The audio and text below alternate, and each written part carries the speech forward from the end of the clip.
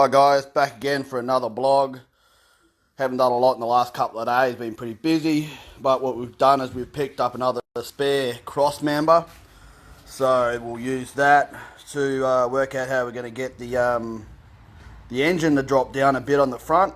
So yeah, we're not sure on that at the minute, but to make it easier to get the engine in and out instead of going over this panel we got here, we're going to basically cut through there and there in the radiator support panel. I'll make up some plates and I'll make that so it's a removable panel, so we're not taking it out altogether. We're just going to make it so you can undo a couple of Allen key bolts, remove that, and it'll make it so much easier to get the engine and gearbox out. You can just lift it straight through instead of having to jack the rear of the car up a foot to make sure the rear of the gearbox clears the ground. So yeah, today we'll probably just remove that panel, rip the engine out, and have a look at what we can do with the mounts to lower that engine down a bit more, to make it a bit more level and give it a bit more rocket cover clearance. So that shouldn't be too much of a drama. Hi guys, welcome back to another video blog on the Corolla. So we've done a little bit since the last one. I'll start from the inside, I reckon. What I've done is pulled the seats out and I've cut the tunnel basically to lift the gearbox up more, which ran it straighter.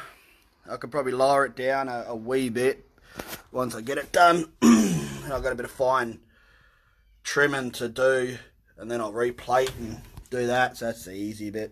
That should be fine.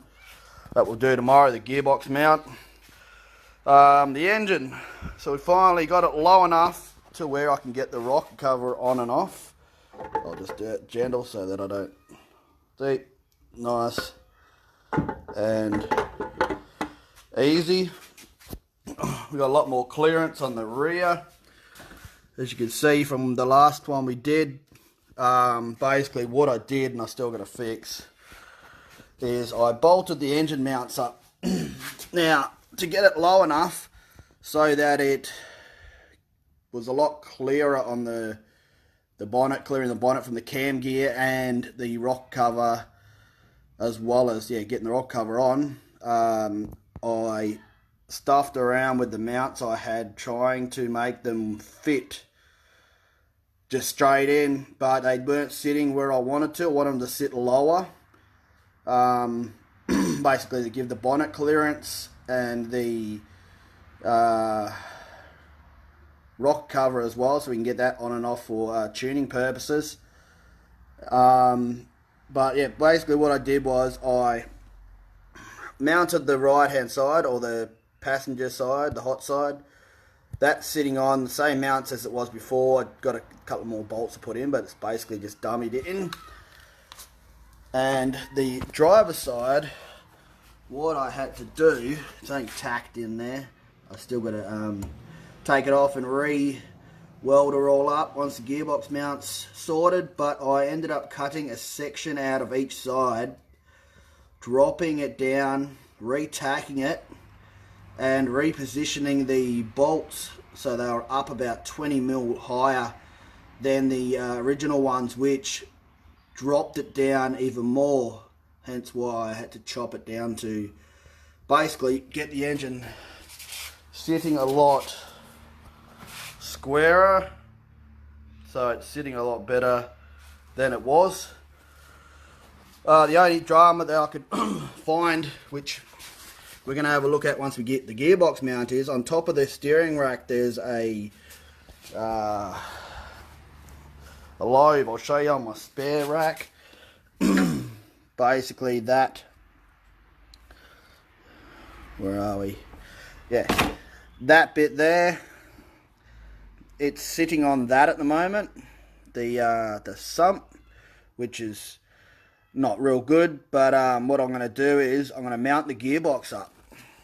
Once the gearbox is up and mounted, that will hopefully lift it up enough I'll check the clearance. If it's still touching, which touch wood it's not, I will try lowering the steering rack just a little bit, but I'm hoping that once we've bolted the gearbox mount up, it'll clear as much as we want. But pretty happy with the way it's sitting in the engine bay. It's pretty square, heaps lower than it was, so it'll give us the clearance that we want.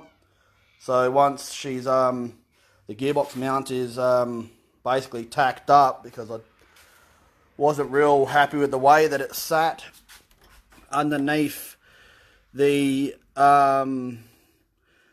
gearbox mount that I got with the SR20 conversion kit. Doesn't sit how I want it to sit. Doesn't sit nice enough. So I'm going to cut that, rejoin it, probably even make a new one so it looks a bit stronger. It's alright, but it's not real good. So I'll sort that out tomorrow, and once the gearbox mounts fabbed up, tacked up, we'll rip out the engine and gearbox again, weld everything up solid, and start cleaning up the engine bay and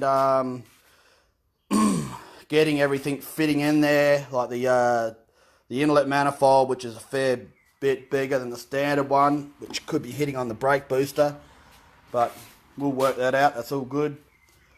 And we'll start fitting all the new turbo lines up, the turbo, all the dump pipe and all the good stuff, and start cleaning up the engine bay so it looks a bit cleaner than this shit ass cream colour.